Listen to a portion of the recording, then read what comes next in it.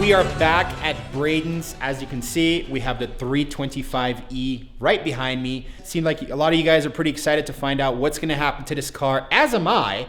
And that's why we're back today to have a little bit of a closer look at the rust situation on this car. As Braden mentioned in the first video, that is kind of his biggest concern. He's always kind of tried to stay away from rust and bodywork. I think the next logical step is to assess how bad is it really. We already know the trunk area is a bit of a nightmare, but I want to have a quick look at frame rails, floorboards, engine bay, make sure there's no other like unexpected surprises, kind of gauge as we go along. So let's get going. I kind of want to look at some of the big structural areas that sometimes have rust on E30s. The first one is the battery tray. Now, because there wasn't a battery up here, it looks perfect. I mean, it looks spotless. I always like to check by the brake booster. So hold on, you're saying that by the brake booster at the firewall, there can be rust. Do we know what causes it? The brake booster, which has brake fluid, that stuff can leak and be super corrosive to paint. Yep. And then it, obviously, as soon as the paint's gone, that's when rust starts. Most of your fluids get topped off right here. Like you have your transmission fluid, your brake fluid, your power steering. Obviously, everything's leaking. So hopefully we'll dive into it and we won't see much rust. I was gonna say, I brought some work lights. Oh, okay. Oh my gosh. What? It's so dirty. It looks like an antique. I'd rather see dirt than rust. Yeah, I mean the paint looks fairly solid, like it, you know. I don't really see any rust over here. Maybe a little tiny bit of surface rust. Okay. But it looks honestly really good. We'll kind of just peek up here.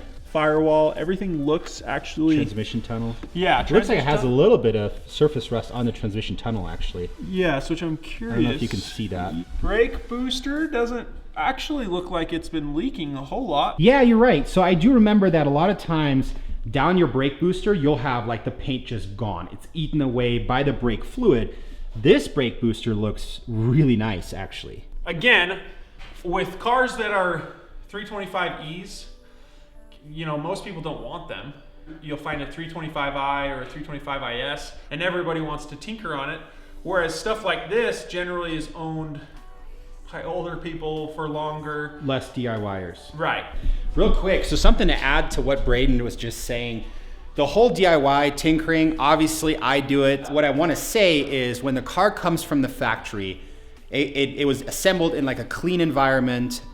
Everything is sealed, everything is painted, everything is, you know, rust protected. And as it goes through its cycles, its owners, you have people that tinker with cars. The second you loosen a bolt or nut, you're gonna be causing minor damage to that area because metal and metal contact obviously is gonna be stripping off the protective coating that was on it. Slowly over the years, you're chipping away at the paint, at the sealers, at, you know, when you're jacking up on the frame rails, you're causing the body like underlining to be damaged, and that is where moisture can then get in and start eating away at the substance of a car. So far, I'm not really seeing, I mean, it's really hard to capture on the camera just because of how tight, you know, how many hoses and everything right here, but I'm not seeing anything that's like a really big red flag. Really, the big thing for me is like, are the frame rails straight? Do they have rust on them? Do they have any damage to them? And so far, at least from this quick inspection, everything looks solid.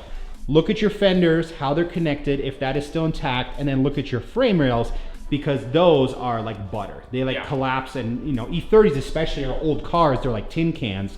If anything hits the front, that stuff's destroyed. One thing to keep in mind too, you know, we're gonna go over the body really quickly because all this stuff can kind of be adjusted a little bit, maybe. Like the gaps are not the same on each side, but obviously this car's been hit. I'm not super worried about that. This fender obviously has had a rough life. These tires are huge. That's what happens when you run really big tires. There is rust right here. Looks like that's kind of a hole forming. I mean, you can just see all the debris that gets stuck back there and kind of rots the fender from the inside. If you can find an E30 with mint pinch welds, you're like the luckiest person in the world. You can see that this is obviously bent. The fender bolts on to the car right there, and that's clearly been damaged. Real quick reminder, that is not a jack point. The proper jack point is actually on the frame rail a little bit further into the car. So keep that in mind. There's nowhere up here without like a special jack adapter. You can actually jack it up right here, but you need like a special adapter as far as basically slips over that and doesn't touch. I mean, it's not terrible. We got that damage up front, and then clearly somebody jacked it back here. Yep. Same thing. Your subframe literally bolts to the car right here, and the jack can fit right there. You won't damage this. You won't damage your gas tank. It's a little bit bent. Not super concerned about that. I think as long as we bend it back and just seal it, it should be all right. Yeah. Remove some of the surface rust and just call it. Cool. Do we want to jack up the front? Look underneath? Yeah, absolutely. There's like nothing there. So whatever's left of the valence looks decent. Yeah. Nothing too damaged. I mean, it's missing the plastic like lip, but right. The core support looks pretty solid. You know, there's like a little dent there and a little dent there, but that's a lot better than I was expecting. Frame rails look good, like you said. They must have been driving over like some speed bump. Yeah, speed bumps like regularly, maybe getting out of like an apartment complex or something. Probably. That's funny. That thing is literally ground down. Wheel wells look pretty good as well. You can see that right there. No rust as far as I can see.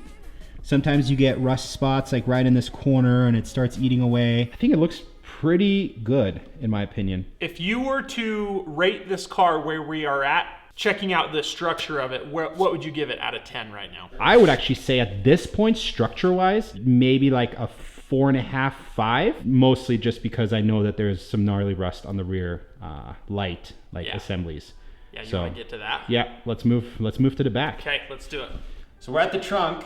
You guys already know this is the worst area based on the first video. We have the taillight area right here, which is really bad. I'm assuming this back section was hit. It looks like the taillight most likely has been replaced, but you could see there was an attempt made to fix the body here. They kind of like banged it back out. And then this bottom section is sunk quite a bit further in on this side than on the other side. Bumper's sagging on this side too. So this is gonna be our absolute biggest area of concern. At least this taillight, probably the other one too, is not doing its job at all of sealing the taillight opening. So water's probably just gushing in and causing all that moisture in the trunk. So what we're gonna do, let's pull out the trunk liner, which is not in great shape. So Braden, I apologize if I might damage it a little bit.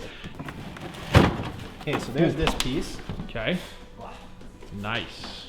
There is no more water down here. Did you dry this out or did it like drain out? It must have just drained. You know, that's great because we're gonna be doing the water test here in a little bit. Once we have this back area cleared out, we're gonna be holding a hose to the back panel so we can just easily trace where water's coming in. Let's take the second taillight out. Then we're gonna remove this back section here as well. Okay, oh, you got rust right there. There's a nice hole. So we got one little pinhole right there, and then we got this thing. And then, there you go. So we got more holes down there. Okay, but you know, not too bad. Could be a lot worse. No, dude, Janet, like legit, it could be a lot worse. Nico's positivity, man. Could be a lot worse. I've come a long way. I've learned to be positive. Well, I'm trying to be positive. Mostly because it's not my car, so I really don't care. Battery area next. Ooh, lots of green sludgy stuff.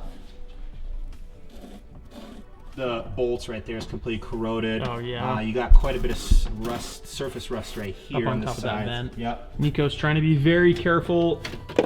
Wow. You got it. A little bit of wiggle. Dude, look at that. Both of them came out. That's amazing. I was really expecting one of them to snap. How bad is it going to be? Ooh. It's not that bad. It definitely has water. Straight full of water. What is this? I don't.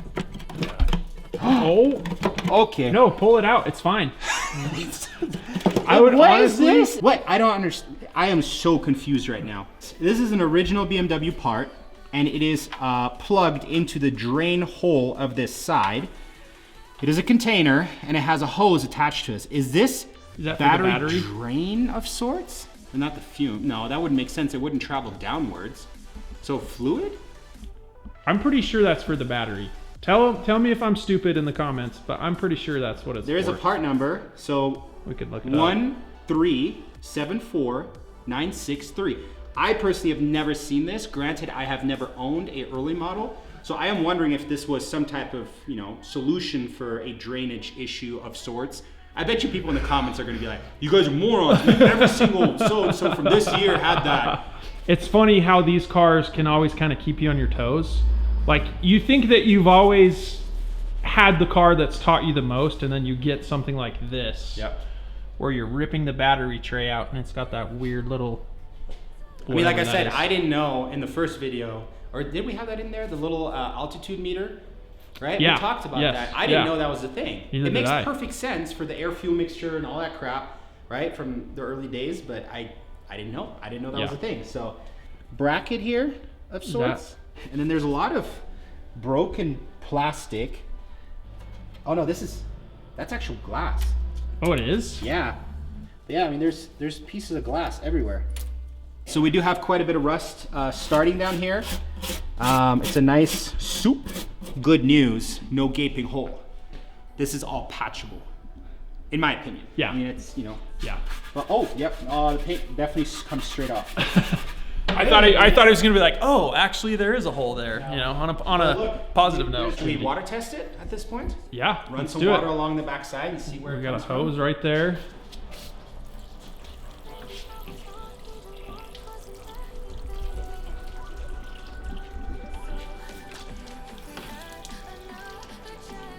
Oh yeah, look at this right here, top.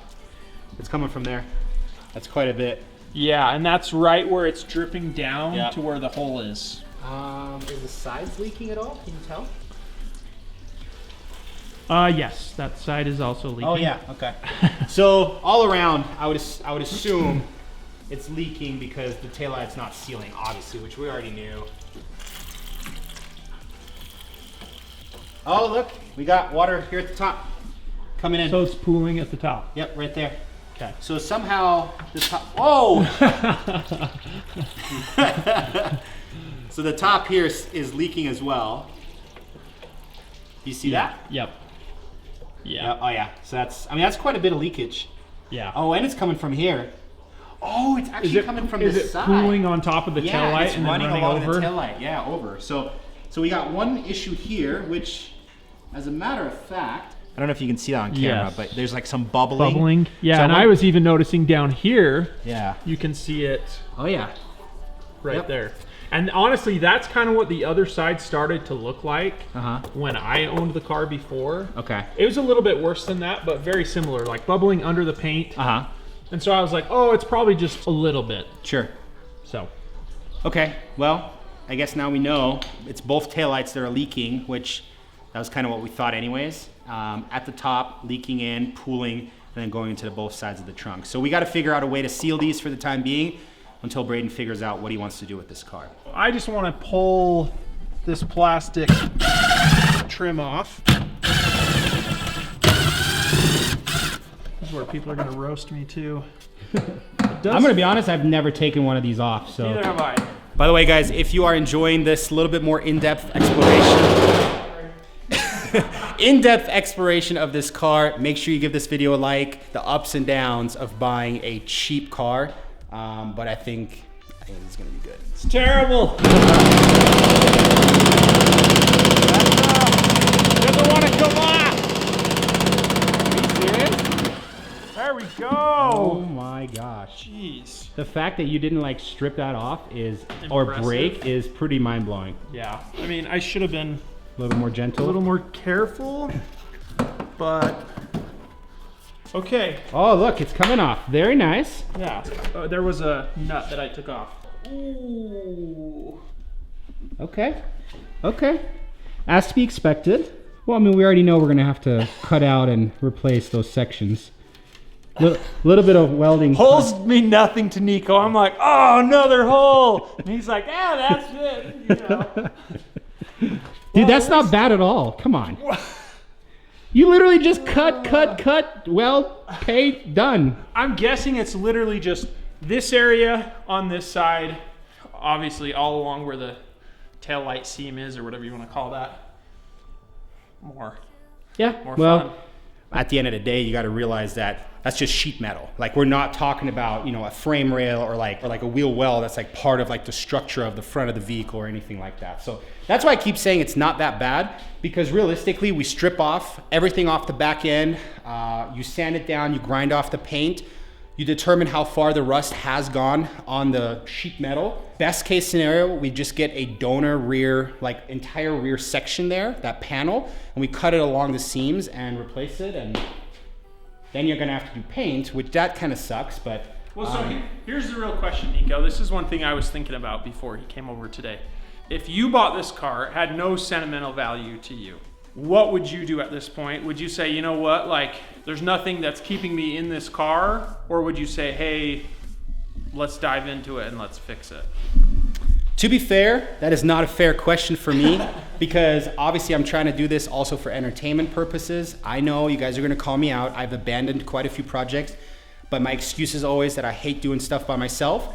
This not being my car, I have a ton of motivation to help him with this project because I like helping friends as well.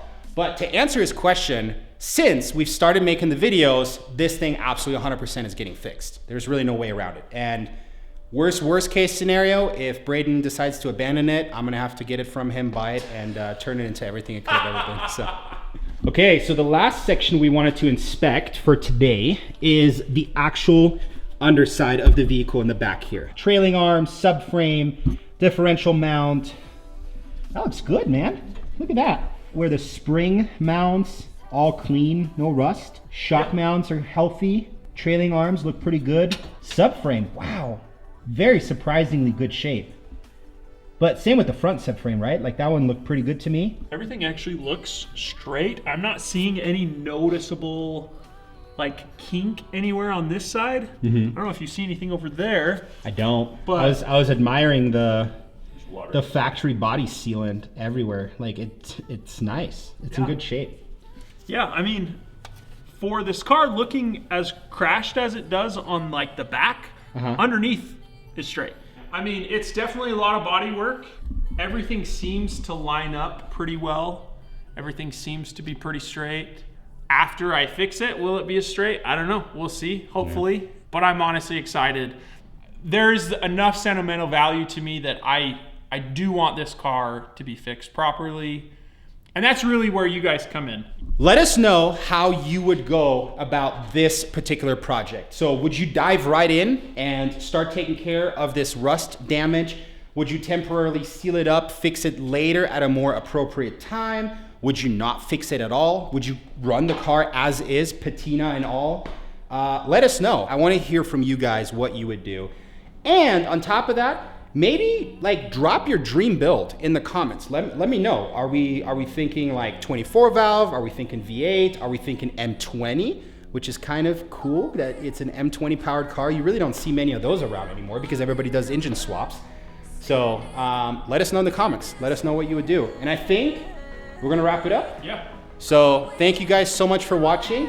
Big up to Braden for sticking around for a second video. I think we're gonna keep plugging away at this thing, and we'll see you guys in the next video. Cheers.